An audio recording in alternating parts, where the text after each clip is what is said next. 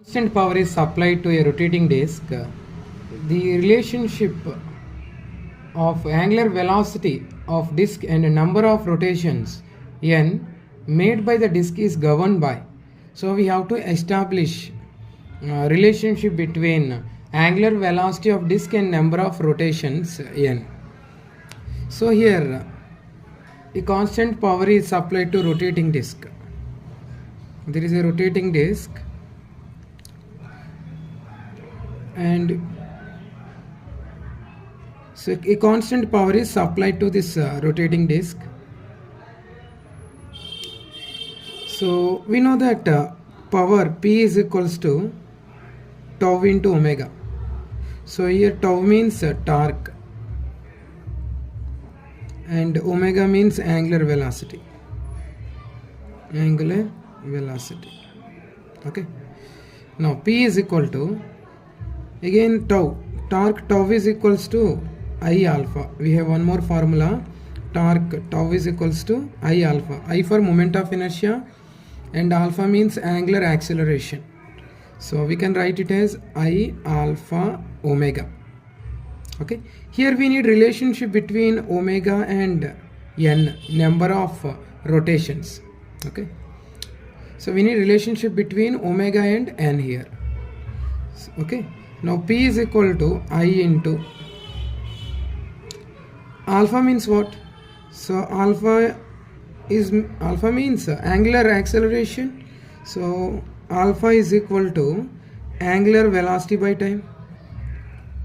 Here alpha means angular velocity by time. Okay. So alpha is equals to omega by t. So in place of alpha we can write omega by t into omega. Okay.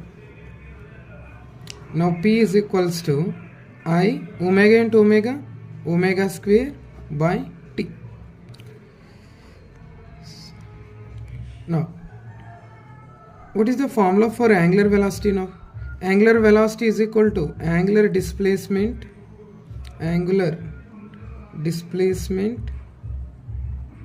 by time. Okay. So omega is equal to angular displacement denoted by theta by t.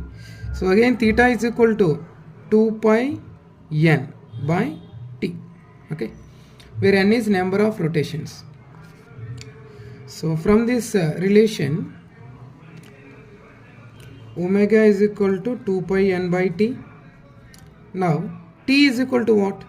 Now interchange omega and t.